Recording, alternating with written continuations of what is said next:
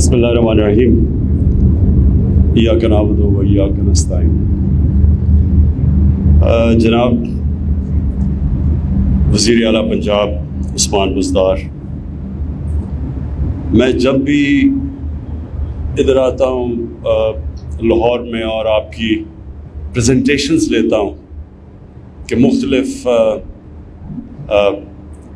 Areas میں آپ کیا کام کر رہے ہیں، جس طرح آج میں یہاں آیا ہوں اور مراد راس نے یہ مجھے بڑی ڈیٹیلڈ تعلیم کے اوپر پریزنٹیشن کی، تو میں ہمیشہ یہ سوچتا ہوں کہ آپ کی اتنی آپ کام کر رہے ہیں، آپ نے وہ کام کیے ہیں جو کہ پنجاب میں کیا پاکستان میں اور کوئی صوبہ نہیں کر رہا، لیکن کسی کو پتہ ہی نہیں ہے، کسی کو پتہ ہی نہیں چلتا کہ آپ کیا کر رہے ہیں۔ لوگ کہتے ہیں جی پنجاب تباہ ہو گیا، پنجاب میں بربادی آ گئی، اور وہ اس کی وجہ ہے یہ کہ اچھے کاموں میں آپ اپنا نام سامنے لانا ہی نہیں چاہتے، آپ چپ کر کے کام کرتے رہتے ہیں اور لوگ تنقید کرتے ہیں، یہ ہے وہ ہے وہ ہے۔ آپ کو یعنی پچھلی جو حکومت تھی وہ اتنا سا کام کرتی تھی، اتنی پروجیکشن تھی، آپ اتنا کام کرتے ہیں، آپ کی اتنی سی پروجیکشن۔ سر دیکھیں، یہ جو آپ نے آج مراد یہ پریزنٹیشن دی، آپ کو پوری طرح علم نہیں کہ یہ اس میں کتنے بڑے کام کیے آپ نے۔ وہ اس لیے کہ ہمارے ملک میں بدقسمتی سے تعلیم کے اوپر زور کسی نے دیا ہی نہیں، تعلیم پرائرٹی نہیں تھی، اور پھر جو ہماری جس طرح کی ڈیموکریسی رہی ہے اس میں یہ ہوتا ہے 5 سال کے بعد الیکشن ہے، اور جو پچھلا دور تھا یعنی کہ 88 سے لے کے 99 تک، تو وہاں تو صرف 2.5 سال گورنمنٹ چلتی تھی۔ جو بھی پاور میں آتا تھا وہ یہ سوچتا تھا کہ میں وہ کام کروں، اگر میں نے میٹرو بنانی ہے تو 5 سال تک کمپلیٹ ہو تاکہ میں اس کو اشتہار دے کے اور اگلی الیکشن جیت جاؤں۔ نہ اس ملک میں ڈیمز بنی، آج یہ آپ سوچیں کہ ہمیں سستی اور صاف بجلی مل سکتی تھی پاکستان میں اگر ہم صرف ڈیمز بنا دیتے، پانی کے اوپر بجلی بنا دیتے، جو کہ بنائی گئی۔ جو افسوس سے مجھے کہنا پڑتا ہے کہ اس ملک میں ڈیموکریٹس نے نہیں کیا، ملٹری ڈکٹیٹر نے جو 2 بڑی ڈیمز بنائیں، اور اس سے کتنی دیر تک پاکستان کو فائدہ ہوا، ہماری انڈسٹری کو، لوگوں کو سستی بجلی ملی ہمیں، لیکن اس کے بعد کسی نے سوچا نہیں کہ آگے کا فیوچر جنریشنز کا کیا بنے گا، اور ہم نے سب سے مہنگی بجلی اور وہ بھی امپورٹڈ فیول کے اوپر بنا لی، کیونکہ کوئی دور کی سوچ نہیں تھی، شارٹ ٹرم تھنکنگ تھی، الیکشن آئے گا یہ چیز کو میں بیچوں گا اور الیکشن جیت جاؤں گا۔ تو نہ ہم نے اپنے ملک میں آنے والی جنریشنز کے لیے سوچا کہ یا ملک میں ہم تباہ کر رہے ہیں اپنے جنگلات، جو انگریز بھی چھوڑ کے گئے تھے، جنگل چھانگا مانگا اور یہ، ان کو بھی ہم نے تباہ کر دیا، اور پورے ہمارے بڑے جنگلات ان کی ایسی تباہی کی کہ اس کے آنے والی جنریشنز پہ اگر اب ہم یہ نہ کریں، جو 10 ارب درخت اگا رہے ہیں، تو ہم ان کا مستقبل متاثر کر رہے ہیں، اور اس لیے کہ شارٹ ٹرم تھنکنگ تھی۔ تو آج جو آپ نے کئی چیزیں ان میں سے کی، اس میں سب سے پہلے تو میں جو ایک نصاب، ایک کریکولم، دیکھیں یہ پاکستان میں کیوں نہیں کیا گیا؟ دیکھیں جب انگریز کا جو ہم نے نظام انہیرٹ کیا وہ کیا تھا؟ وہ تھوڑے سے لوگوں کو انگلش میڈیم ایجوکیشن تھی، جس طرح ہم HSN کالج میں جاتے تھے، اور پھر لارنس کالج، اور تھوڑے سے انگلش میڈیم کے اسکول تھے، لیکن یہ انگریز نے بنائے کیوں تھے؟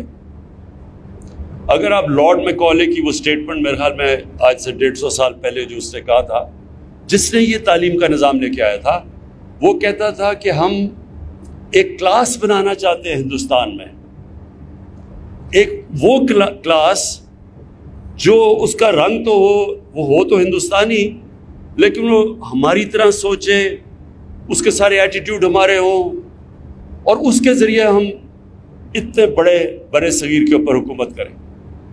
تو وہ جن کو براؤن صاحب کہتے ہیں، وہ بنائے انہوں نے ایک خاص تعلیمی نظام سے۔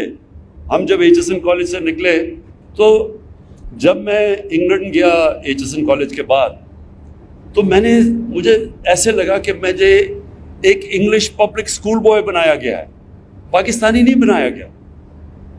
میرے اپنے کلچر سے بھی دور کیا گیا اس تعلیم کے نظام نے، میرے دین سے بھی دور کیا گیا. اور یہ صرف یہاں ہی نہیں تھا، جدھر جدھر انگریز نے حکومت کی، سنگاپور کے اندر انہوں نے چائنیز بھی میڈیم اور انگلش میڈیم کر دیا.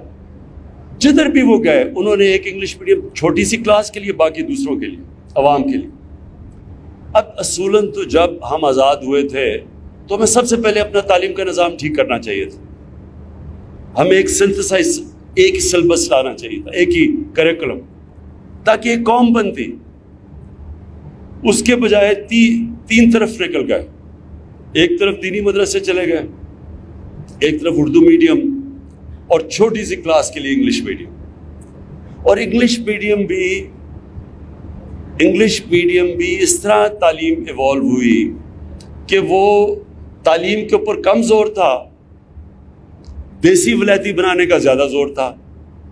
طور طریقے سارے وہ لے لیے، ایٹیٹیوڈز وہ لے لی، ذہنی غلامی لے لی دوسرے کلچر کی. اور جو ایک جو ملک یا ایک انسان جو چیز بکتی ہے دنیا میں وہ ہوتی ہے اوریجنل تھاٹ. جب آپ کسی اور کلچر کی ذہنی غلام بن جاتے ہیں تو آپ اچھے غلام بن سکتے ہیں، آپ بڑا کام نہیں کر سکتے. غلام صرف اچھا غلام بن سکتا ہے. جو ہونا چاہیے تھا ہمیں کہ ہمیں جو بھی تعلیم میں اگر آگے نکل گیا، ہمارے سے مغرب کہاں سے پہنچ گیا تعلیم میں، تو ہمیں ایک اسٹوڈنٹ پروفیسر کی ریلیشن شپ رکھنی چاہیے تھی. ہمارا تعلق ہونا چاہیے تھا ایک اسٹوڈنٹ اور پروفیسر کا، کیونکہ اسٹوڈنٹ پروفیسر سے آگے نکل جاتا ہے، غلام ہی رہتا ہے، اچھا غلام بن جاتا ہے. اور یہ جو ذہنی غلامی تھی یہ ہمیں اس انگلش میڈیم ایجوکیشن نے لے کے آیا. اور آج بھی لوگ کہتے ہیں جی، جب یہ آپ کہتے ہیں نا ایک کریکولم، تو وہ کہتے ہیں جی دیکھیں یہ تو پیچھے لے کے جا رہے ہیں. کیا چائنا کے اندر کتنے کریکولم ہیں؟ کوئی ملک جاپان میں کتنے ہیں؟ فرانس میں کتنے ہیں؟ جو بھی ملک آج اوپر جا رہے ہیں وہ ایک نیشن بناتے ہیں، ایک کریکولم ہے. اور یہ کیوں نہیں ہوا؟ یہ اس لیے نہیں ہوا کہ اگر عمران خان کے بیٹے انگلش میڈیم پڑھ رہے ہیں، مجھے کیا ضرورت ہے پڑھنے کی، یہ تعلیم کا نظام چینج کرنے کے لیے، کیونکہ میرے بچے تو پریولیجڈ ہوں گے، اچھی نوکریاں ان کو ملیں گی، ان کا سٹیٹس بن جائے گا سوسائٹی میں، اچھی جگہ شادیاں ہو جائیں گی. تو اس لیے بجائے انگریز کا جو سسٹم چینج کرتے ہم نے اس کو اور بڑا کر دیا. تھوڑے سے انگلش میڈیم اسکول تھے اور زیادہ بڑے بن گئے. سب سے آسان آج اگر آپ نے پیسہ بنانا ہے، ایک انگلش میڈیم کا کوئی نام رکھ دے، آکسفورڈ، کیمبرج وغیرہ، اس کا اسکول کر کے اچھا ایک انگلش میڈیم اسکول بنا دے، آرام سے آپ پیسے بنا سکتے ہیں. اور ہماری گورنمنٹ کی کوتاہی یہ تھی کہ ہم نے اپنا گورنمنٹ ایجوکیشن سسٹم کو نہیں ہم نے ڈیولپ کیا. اور اس سے اگر آج ہم دنیا کا ایک وقت پہ تیزی سے آگے جا رہے تھے، آپ کو پتہ ہونا چاہیے کہ 50 سال پہلے پاکستان وہ ملک بڑی تیزی سے اوپر جا رہا تھا. ساؤتھ کوریا پاکستان آیا تھا، انہوں نے ہماری ماڈل سٹڈی کیا تھا، ملیشیا آیا تھا. ہم دنیا کے اندر اگر ہمارا پریزیڈنٹ باہر گیا امریکہ، تو اگر امریکن پریزیڈنٹ اس کو ایئرپورٹ پہ لینے آیا تو کوئی حیثیت ہوگی نا ملک کی. تو وہ آہستہ آہستہ ہمارا ملک نیچے آنا شروع ہوا. اور اس میں بہت بڑی وجہ ہمارا تعلیم کا نظام تھا. ہم نے صرف ایلیٹسٹ سسٹم بنا دیا، تھوڑے سے ایلیٹ کے لیے اچھی تعلیم، اور باقیوں کو جو باقیوں کا سسٹم تھا. یہ بھی میں آپ کو بتا دوں، گورنمنٹ سکولز میں جب ہم بڑے ہو رہے تھے تو بہترین پاکستان کا انٹلیکچوئل گورنمنٹ سکول سے نکلتا تھا. گورنمنٹ سکول میں سٹینڈرڈ اس سے بہت بہتر ہوتی تھی. آہستہ آہستہ گورنمنٹ سکول نیچے جانے شروع ہو گئے.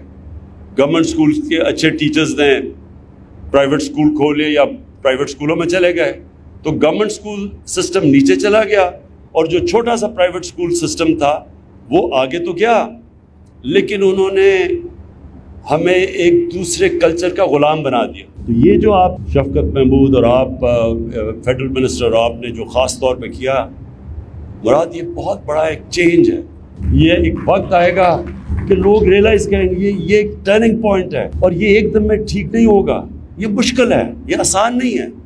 یہ بھی ذہن میں ڈال لینا کہ آسان نہیں ہے۔ کہیں گے جی ٹیچرز نہیں ملتے انگریزی کے، کیونکہ سر بجائے یہ کہ تھوڑے سے لوگوں کو انگریزی پڑھائیں، سب کو انگریزی پڑھائیں، تو ساروں کو پڑھائیں، کیونکہ اگر انگریزی سے ہائر ایجوکیشن میں آپ نے سیکھنا ہے تو سب انگریزی پڑھیں، لیکن انگریزی ایک سٹیٹس سمبل نہ بنے۔ فنکشنز ہوتی ہیں، سارے پاکستانی بیٹھے ہوتے ہیں، فنکشن انگریزی میں ہو رہی ہوتی ہے، کوئی انگریز نہیں ہوتا۔ میں بھی جب پرائم منسٹر بنا، فنکشن میں دیکھ رہا ہوں انگریزی میں شروع ہو گئی۔ میں ان سے پوچھا انگریزی میں کیوں بولی جا رہی ہے؟ وہ جی وہ 2 ایمبیسڈر بیٹھے ہوئے ہیں، 2 ایمبیسڈر کے لیے ساری فنکشن انگریزی میں ہو گئی، اور ٹی وی پہ جا رہی ہے، ٹی وی پہ ہمارے عام لوگ دیکھ رہے ہیں۔ کتنی بڑی توہین ہے ہمارے لوگوں کی جن کو انگریزی آتی نہیں ہے۔ آپ ایک